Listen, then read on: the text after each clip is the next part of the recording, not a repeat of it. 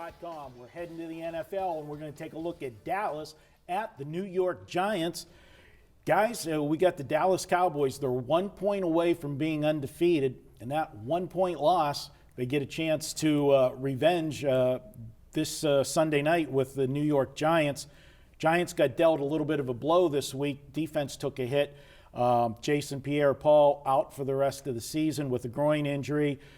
He suffered last week against the Steelers. That's going to hurt their defense. They have a shot at beating the Cowboys. Well, they put a cast on his hand when he had his accident earlier. Why don't they just put a cast on his groin? Oh, Brian.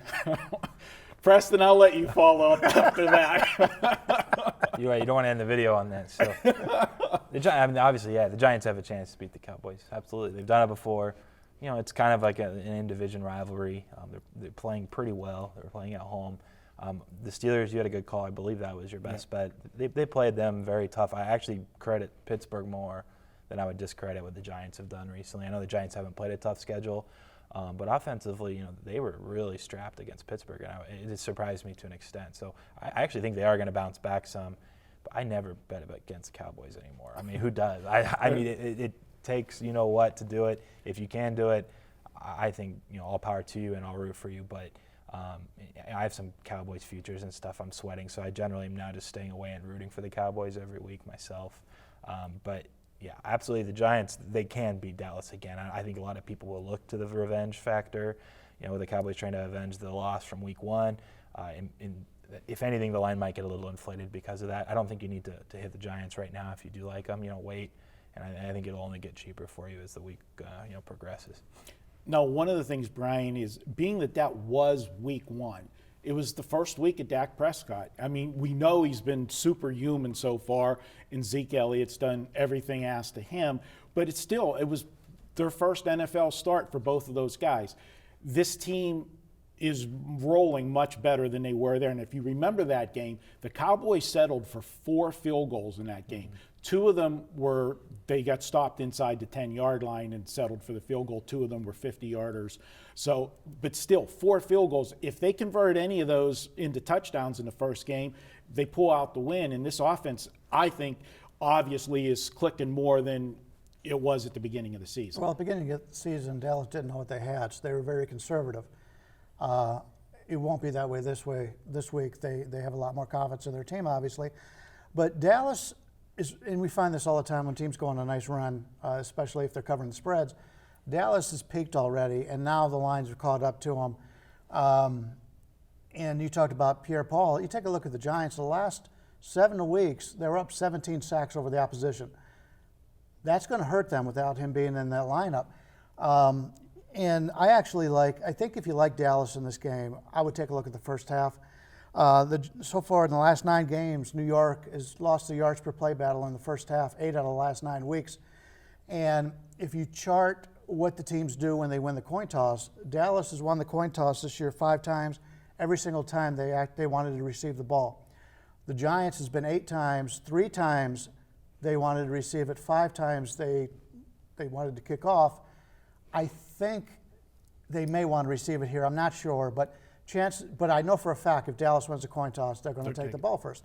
So if you can get the team that's going to get the ball, and this would be like a 75% situation, you would want to play them in the first because obviously they're going to have at least the same amount of opportunities, possibly one more. So if you like Dallas, I would suggest first half. But this game can go either way. I mean, Dallas, the line is where it is for a reason, and that's probably because it's right. And but the Giants played a little better than what I thought they would last week against Pittsburgh. They're a good team. They're just not tested as much as Dallas is. I think Dallas wins, but the first half would be the way I'd look. I still think the Giants have played a very easy schedule, and they haven't faced a lot of explosive offenses yet. That's one of the reasons I like Pittsburgh last week. Pittsburgh got the win. They didn't put up a ton of points, but if you did watch that game, the Steelers had receivers open almost that entire game. They had so many drops in that game. Our buddy Ralph was sending me a few texts. Could your Steelers please catch a pass? Because he had a big play on the Steelers as well.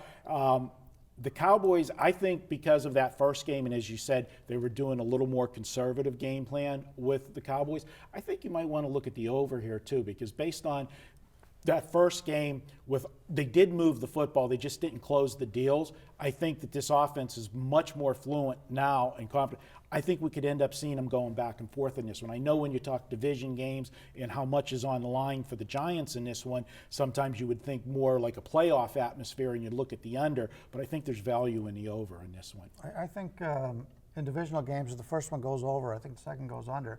But I think the first one went under, didn't Yeah, it? it's 20-19.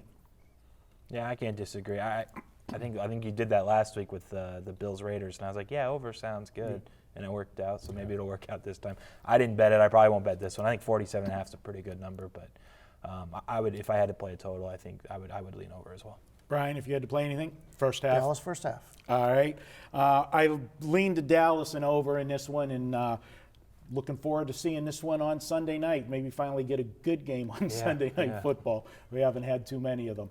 All right, guys, don't forget, each and every Tuesday at Wager Talk, it's $2 Tuesday. We pick one capper, offer his best bet for just $2. Check it out each and every Tuesday at wagertalk.com. We'll be back with more here at wagertalk.com.